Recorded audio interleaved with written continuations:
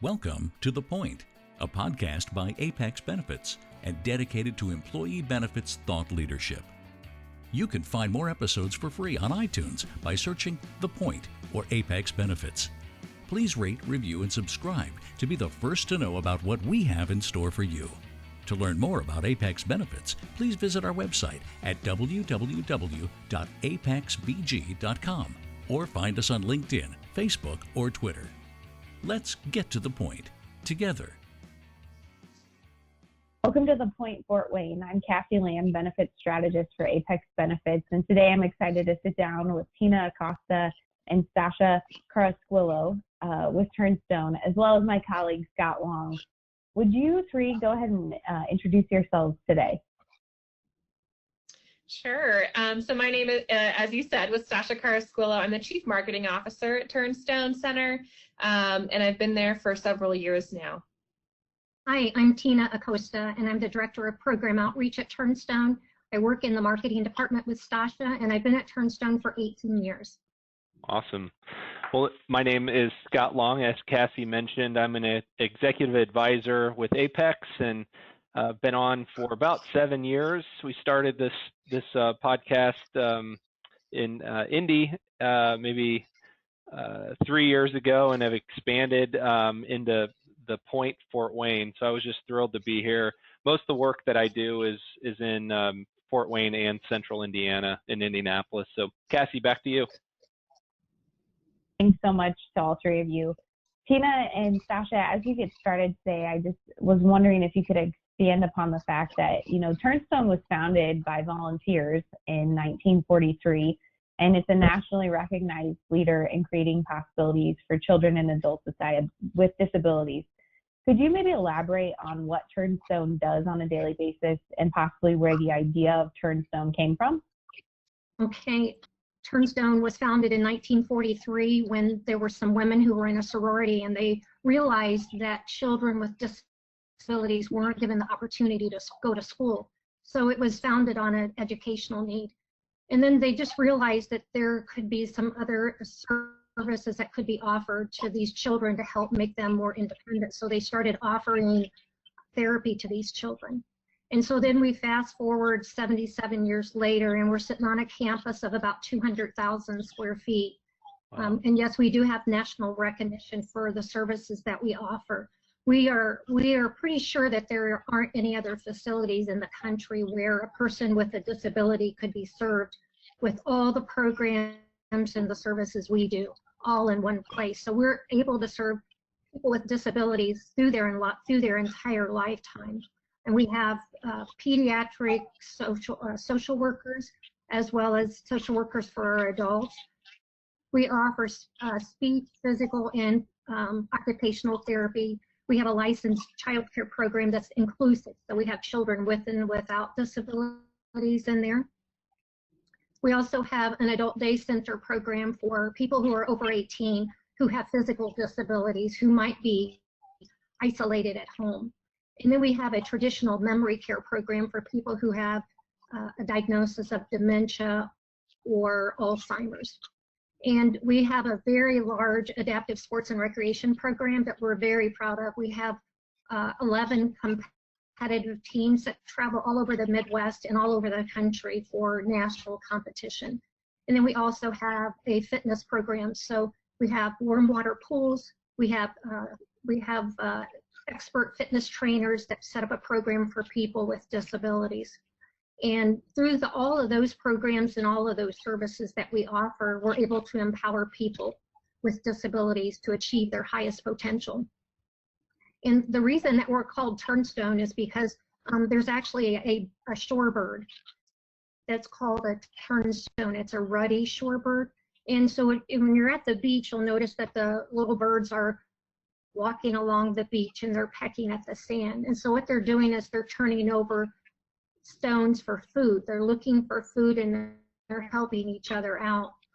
So the concept was that when someone with a disability comes to Turnstone, that we gather around the person. So we're not turning over stones for food, we're turning over possibly that person. We're the group of people that says, what do you want to do? Let's look at your possibilities. How can we make that come true? That's incredible. That's such a touching foundation. I think personally, I didn't know the background. That's incredible, and I get the illustrative aspect there for sure. That's so cool. Stasha, as I sit here and react to what Tina's just shared, thinking about the My Turn, where did the idea, I guess, come from? The My Turn stories come from?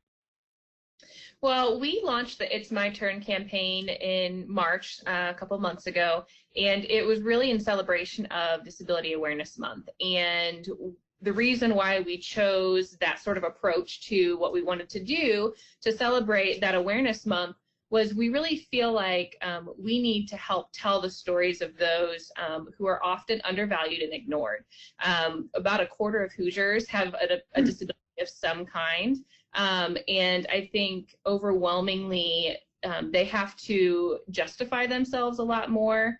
They have to fight for more opportunities. Yeah. They prove themselves maybe more often than what they should. And so we wanted to do our part in sharing these stories of what a full life looks like for a person. And it really has nothing to do with their disability at all. And it really has everything to do with individuals choosing to thrive in their abilities. Mm-hmm. And that's that Turnstone does with all of its programming and services is, you can't ignore your disability. It is what it is. And it may require some adaptations, but that doesn't mean that you don't have a tremendous amount of strength and ability, innovation, and just richness that you can contribute to your community and those around you. And so we wanted to show real life local examples of what that looks like. So the It's My Turn campaign featured 10 local stories. I think actually when we were done, all said and done, we had about 11, but the stories were anywhere from children who are educated in our Inclusive Early Learning Center to individuals pursuing athletic opportunities, to adults pursuing their professional careers. We had a first-generation college student. We have a PhD student. We had a gentleman who played on our sled hockey team and actually won the national sled hockey championship a couple years ago. So we really tried to show a variety of what their stories are. Well, that's fantastic. I was just curious about it. I had not heard the backstory. That's such a touching description of how the organization came together. So I appreciate you sharing. So Stasha, you mentioned that there is a percentage of Hoosiers specifically that live with disabilities. And how has Turnstone been affected as a business with the growing economy here in Northeast Indiana? I mean, it's been booming lately. So how have you guys been affected as a business? Well, currently, or I guess I should say as of last fiscal year, the last complete numbers that we have to date, we served 3,400 clients just in a single year. And that has grown pretty steadily over the years. And that does not include those individuals who come in for our tournaments that we host throughout the year. So if you really want to look at the footprint of Turnstone in Fort Wayne and the impact that we are having on the lives of people with disabilities, it really is much greater. And I know earlier you had mentioned that, there's a national footprint for Turnstone, and there really is an international presence for Turnstone as well. We have been consulting with adaptive sport leaders specifically throughout the world for several years now, helping them take best practices back to their countries to help them provide opportunities for people with disabilities there. So, we are very fortunate to live in a community that is supportive and rich and growing. And we hear over and over again that when visitors come in for these regional tournaments or national tournaments or whatever they're coming in for, they're blown away by the hospitality of Fort Wayne. There's Hoosier hospitality, but Fort Wayne seems to take that to an even greater notch, especially for those with disabilities, and they just feel so welcome here. And being a nonprofit organization that relies so much on community support, we're just really grateful to be a part of this community. And we have great partners in the city and Greater Fort Wayne. our economic development organizations, all of these partners throughout the area that are focused on growing opportunities and employment opportunities and advocating for the quality of life really that exists in our community. So to work with them on being able to contribute insight and perspectives and strategic support in their initiatives to hire more people, bring in more jobs, and to do that in an inclusive manner where they're also promoting those opportunities for people with disabilities. So we mentioned kind of what's happening right now in the community, whether it's Fort Wayne, Indianapolis, anywhere in the country.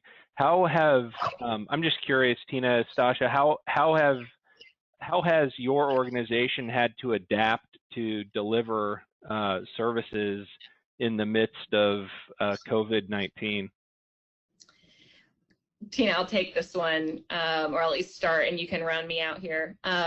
We closed our programming, our traditional programming, I should say, as of March 17th. It's been temporarily suspended since then, as you mentioned, as we all sort of see how things are playing out and what our new normal is.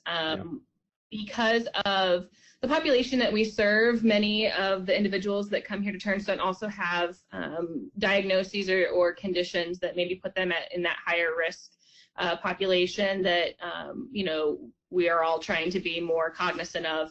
And so we are currently operating in what we call virtual Turnstone operations. So all of our program areas that Tina had listed out previously, our last day hosting clients previously was March 16th. As of March 17th, every program area has had staff dedicated to providing virtual resources, virtual content, whether that's videos, articles, reaching out via phone. All of our clients we're currently seeing right now have been contacted on a weekly basis since our suspension of programming. To maintain that just level of support, checking in on them, seeing if they need anything, helping them navigate resources if that's the case, and then also just taking a pulse on where they're at and how we can best serve them with the services and staffing that we have. We are now, again, with the rest of the country, looking at how we open back up and what that looks like in terms of keeping our employees safe, our clients safe, our community safe as we navigate the coming months. So those operations and details are still sort of panning out. We're taking our time to date, but we've been really fortunate to have technology and the ability to connect with our clients virtually in a number of ways to make sure that they still have access to support that they need right now. Yeah. Well, I was just going to mention that we have been hosting for the last several years a multi-sport competition in the month of April, which brings anywhere from 150 to 200, maybe 150 athletes with physical disability to Fort Wayne for a multi-sport competition that is leading up to the national competitions. And we had to cancel that. It was scheduled for the last weekend in April. So we have the University of Central Oklahoma to host a virtual Endeavor Games, and that will be in June. So we're really excited about that we'll still be able to offer it. And we're just not letting this COVID stop us from empowering people. Well, and actually, if I may latch on to what Tina just shared, one thing that we have really hung on to as a team, as a staff, is that if you look over our 77 years of service to this community, and if you look at the disability rights movement, I mean, it's been a constant evolution from day one of our history. And so historically, our staff and the culture here at Turnstone is a culture of innovation. You know, we don't take the first answer because the first answer that many people are given just frankly isn't acceptable. So let's figure out a way to make things happen. And so this challenge that we're all being faced with right now is certainly a new challenge, but we're not new to challenges. And so, you know, being innovative and having to think about new ways of operating, you know, may twist your brain a little bit, but we're used to that here. And in fact, it has its moments of invigoration. Yeah, absolutely. To see new ways and new ideas come out of this. So Turnstone was founded by volunteers. How is Turnstone affected by volunteers now, and how could somebody get involved if they wanted to volunteer with your organization?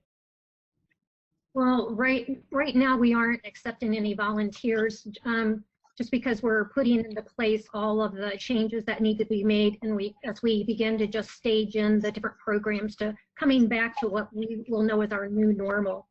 But there's still other opportunities for people to get involved, and they can go to our website, just turnstone.org, and check out the different opportunities that they can get involved. Or they could actually call the number, which is 260-483-2100. We still have some volunteers that are able to do things, and we could not have been as successful as we have been for the last 77 years if it hadn't been for volunteers. They're a vital source of what we do. That and just the generosity of the community that wraps around the services that we offer. We just feel very supported here in Fort Wayne, Indiana. Mm-hmm. Well, and to your point, Tina, volunteers are so critical to our traditional operations, and they will continue to be once we figure out, what operations looks like. But, pre-COVID, pre all of this new change, we would have hundreds of volunteer hours completed every single month, sometimes even into the thousands, depending on what was going on. We have volunteers that would help with programming. We had volunteers that would help with our events. Certainly when we have tournaments coming in, the larger the tournament, the larger volunteer pool we look to. But when we hosted the International Blind Sports Association goalball and judo Paralympic qualifiers last summer, which was a really exciting, historic event for us in our community, we had 743 volunteers fill 1,400 volunteer spots. So Turnstone loves its volunteers. Its volunteers seem to love us, and that the good majority of those come from our community. So it's just a great example of how supportive the community is in the mission of Turnstone. It's been amazing seeing the community come together, from Greater Fort Wayne Inc. to Parkview. The community has really, really pulled together. Kassee and I just appreciate you guys coming on the Point Fort Wayne today and carving out a little bit of time. So thank you so much. We're happy to be here. Thanks for having us. You can find more episodes for free on iTunes by searching The Point or Apex Benefits. Please rate, review, and subscribe to be the first to know about what we have in store for you.